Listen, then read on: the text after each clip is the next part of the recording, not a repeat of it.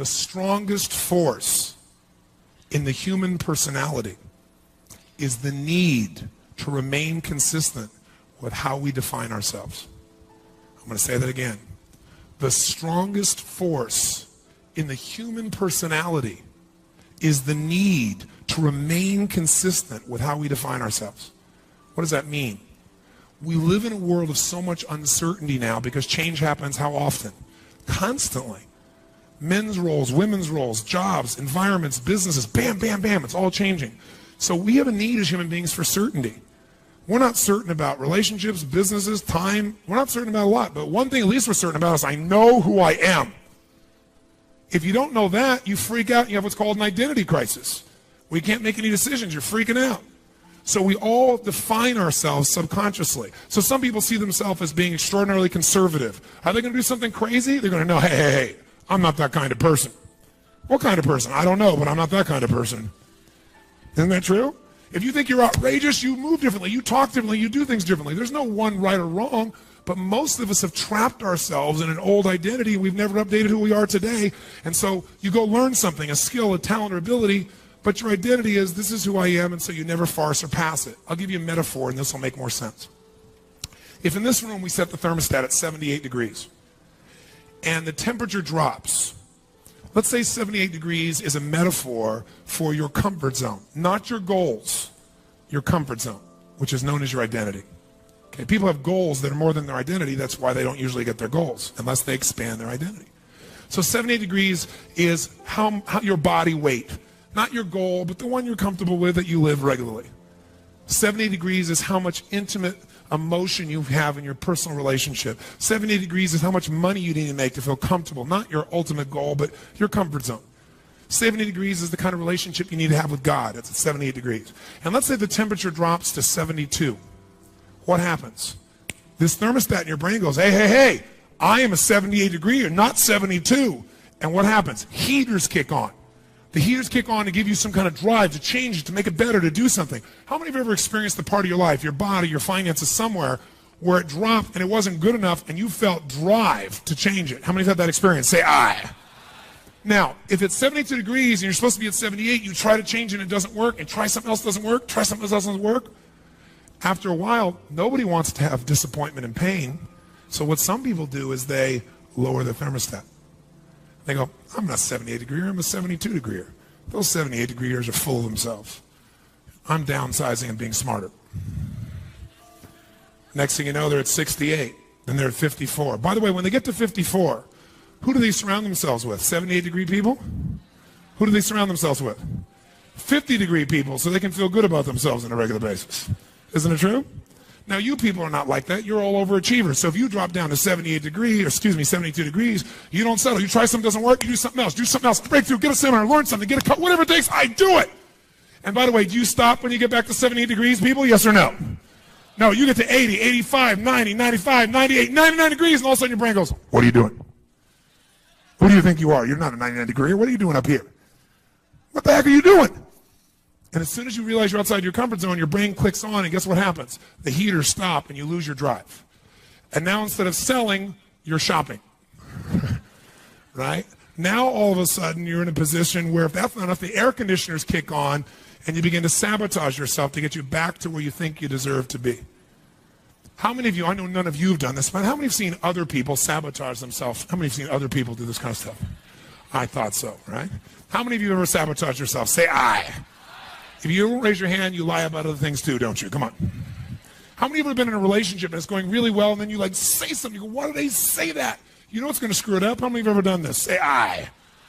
So sabotage is because you're outside your comfort zone, you're beyond your identity.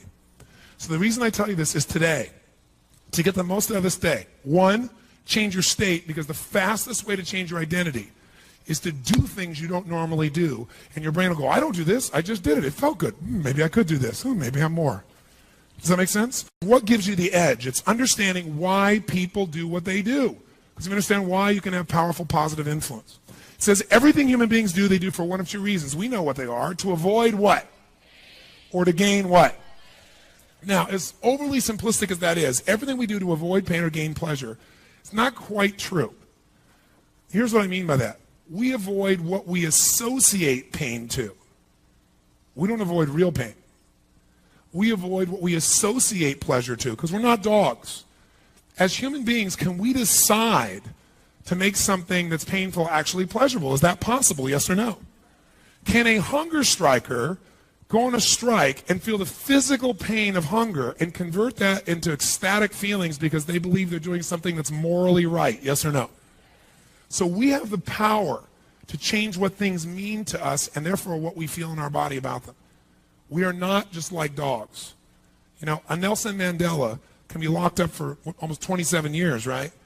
And be in a position where it wasn't painful. When I met him the first time, I said, how did you survive that?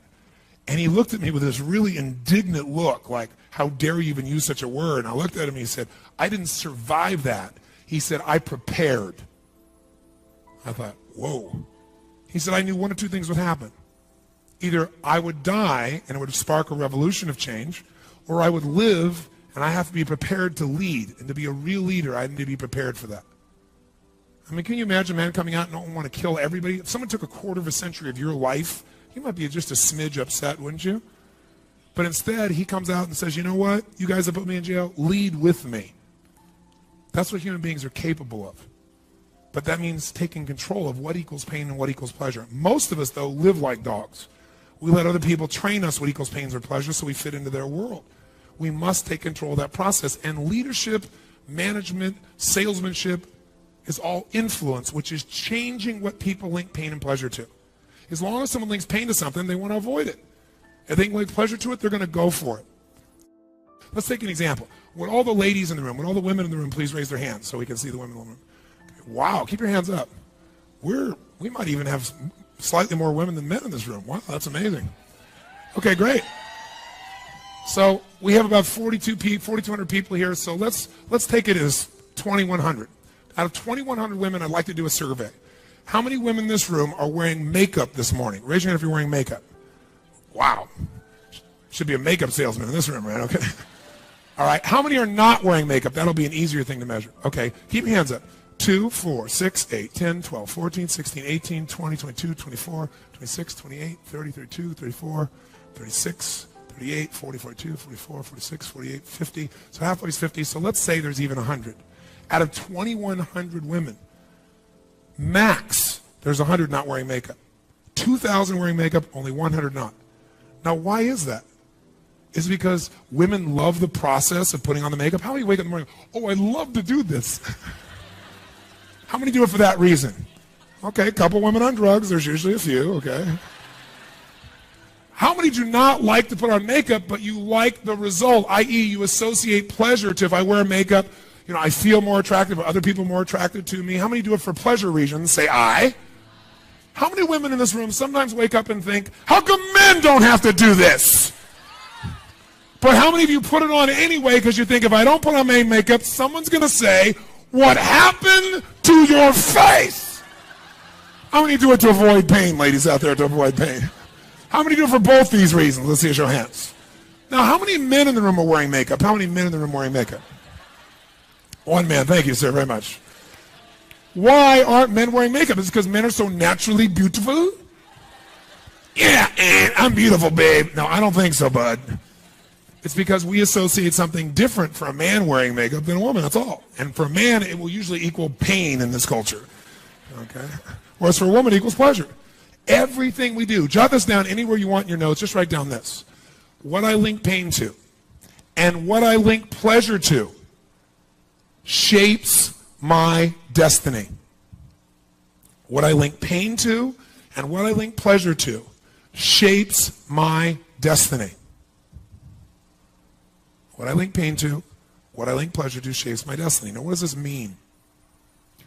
Well, lots of things shape our destiny, and I don't know what your spiritual beliefs are. I certainly believe in God, and I believe that there are choices that are there, but I think God gives you choices. And I believe your decisions are what shape your destiny. How many believe that you make choices and they shape your destiny? Say, I. Now, if that's true, and I don't know that it is, but if that's true, if your decisions shape your destiny, what shapes your decisions? And the answer is whenever you're going to do something, it's what you associate. If you think it's massive pain to do that, and this is going to be pleasurable, it's not hard to figure out. that your decision-making shapes your destiny, but what shapes your decision-making is what you link pain and pleasure to. That's your whole life. So what's interesting is we all have learned ways to get out of pain and into pleasure. Some people do drugs. Some people drink alcohol. Some people find a way to take care of their family or their kids or society. Some people achieve to overcome that pain. Some people eat. Everybody's got different ways, and whatever ways you've learned as ways to get out of pain into pleasure is shaping your destiny right now. See, I'm here to tell you that Mother Teresa, God rest her soul, and Donald Trump are driven by the same force. You say, Robbins, you sounded somewhat intelligent up until now. You're trying to tell me those two people, they're both alive, that they were both driven by the same force? That's insane. Donald Trump clearly is driven by economics, and she's driven by changing the world. True, but they're driven by what they've learned to link pain and pleasure to. See, Donald has learned to link pleasure to being number one, building the best building, building a brand, having money, et cetera, and being number two is equal to death. That'll give you some motivation, right? Mother Teresa is equally driven. I had the privilege of meeting her before she passed on. I don't know if you remember, but she at one time had a heart attack when she was down in San Diego, California, and I lived there. And I flew in the night afterwards, and I know one of the top heart surgeons in the country, and I went to go see her to see if she was going to get that kind of care. And when I went to see her, she was already out of the hospital. In the middle of the night, the nuns had taken her out without the doctors knowing. Can you imagine being the hospital that lost Mother Teresa? And she left a note that basically said, I'm busy. Not exactly, but she said, listen, thank you so much. Don't worry about me. I'm okay now. I can't sit in this hospital bed. People need me. And so she said, I'm going across the border to Tijuana in Mexico, and if you want to help me, don't send me flowers. Send me a mobile medical unit, which is like a giant ambulance with special stuff so she can get out to people that don't get health services. So I read about the thing in the paper, and it was on the news that night, and Scripps Hospital was talking about, well, we're going to have a board meeting to talk about this, and 4 days later, still nothing had happened. So I called a friend of mine, Martin Sheen, the actor, and I said, Martin, I know you love Mother Teresa, and he's a friend of mine. I said, how about you and I going together? Let's buy this mobile medical unit, and let's not call a press conference. Let's not do it for any reason. Let's just deliver it to her. If we're lucky, we'll meet her, and if we don't, we'll have done a good thing. So Martin agreed. We went and negotiated. We bought the thing. We drove it ourselves, crossed the border, went down there, and we meet Mother Teresa. Now, remember I told you state is what influences people so much? I mean, this woman, her state of love was so much you felt permeated by it. Plus, you changed state because she's about that tall. Like, how you doing, Mother Teresa? How are you? Got this picture of she and I waving like this, So I'm talking to her, and I'm a believer in the idea of modeling. Modeling is the concept that success leaves clues. That if someone is successful again and again and again, they are not lucky. They're doing something right. And if you sow the same seeds, you'll reap the same what? Rewards. Doesn't matter your gender, your age, your color, your background, your history. None of that matters. If you sow, you're going to reap if you sow the right seeds. So I've spent most of my life modeling. This seminar comes from modeling the best influencers that I know and putting it into a package that we can all use. So I thought, man, Mother Teresa, she's a saint. I'm with a saint. I could model a saint. So I said, Mother Teresa, mind if I ask you a few questions? She said, no, that'll be fine, Tony. I said, I'd like to know what gives you ecstasy in life? What gives you absolute, total ecstasy? And then the second time I said ecstasy, I went, ecstasy and none. Ooh, right? I went like, well, what juices you? And I went, juices you? And she started, I thought she was choking to death. I was about to give her mouth to mouth. And then I thought, maybe I should wait. And I realized she was laughing. She had this cackle laugh. She said, you can use the word ecstasy with me. I said, really? I said, all right, well, what gives you ecstasy? I'll never forget. She paused. She looked at me. She said, Tony, what gives me ecstasy is to see a person die with a smile on their face. And I thought, whoa, not number one on my list.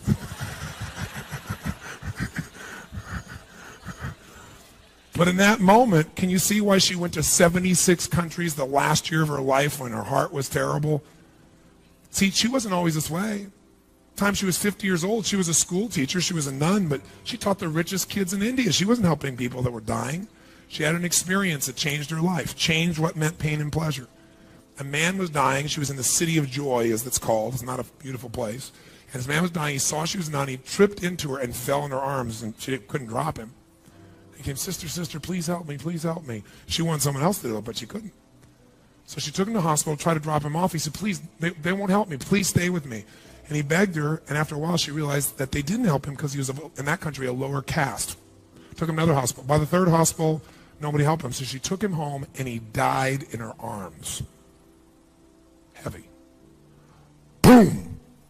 In one moment, she changed what equals pain and what equals pleasure. It used to be being around a dying person was ultimate pain. Now, not helping a dying person was the greatest pain of her life. She tried to leave the feeling. She got in a train and went away from the city, but you can't leave what's inside you. So she promised God that as long as she lived, no one within the range of her influence would ever die again without dignity and love. She keep her word? Because it became her standard, my friends, not her desire. And she lived it.